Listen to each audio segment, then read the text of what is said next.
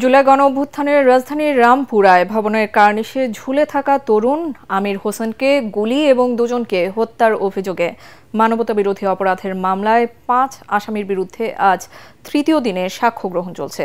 আসামিদের মধ্যে আছেন ঢাকা মহানগর পুলিশের সাবেক কমিশনার হাবিবুর রহমান, আন্তর্জাতিক অপরাধ ট্রাইব্যুনাল ১-এর চেয়ারম্যান বিচারপতি মোহাম্মদ গোলাম মর্তুজা মজুমদারের নেতৃত্বাধীন ৩ সদস্যের বিচারিক প্যানেলে সাক্ষ্য নেওয়া হচ্ছে। এর আগে গত ২৩ অক্টোবর রাষ্ট্রপক্ষের প্রথম সাক্ষী হিসেবে জবানবন্দি দেন গুলিবিদ্ধ আমির। নিজের ২ পায়ে পরপর ৬ রাউন্ড গুলিবিদ্ধ হওয়ার ঘটনার বর্ণনা দেন তিনি। এরপর ২৭ অক্টোবর দ্বিতীয় সাক্ষী হিসেবে জবানবন্দি দেন গুলিবিদ্ধ বাসিত খান মুসার বাবা মোহাম্মদ মোস্তাফিজুর রহমান। ওরা একটা রুমে নিয়ে যায়, রুমে তোলার পর একটা চেয়ারের সাথে আমার হাত বেঁধে নেয়। কিছুক্ষণ পর আমার জিজ্ঞেস করে আমরা কি কি কাজ করেছি 13 সালে। মূলত যারা ছাত্রদল করতো কেন্দ্রীয় সংসদ এবং বিভিন্ন বিএনপির বিভিন্ন নেতৃবৃন্দকে তারা ফলো করছিল, ঠিক তারই ধারাবাহিকতায় আমাকেও তারা ট্র্যাক করছিলেন।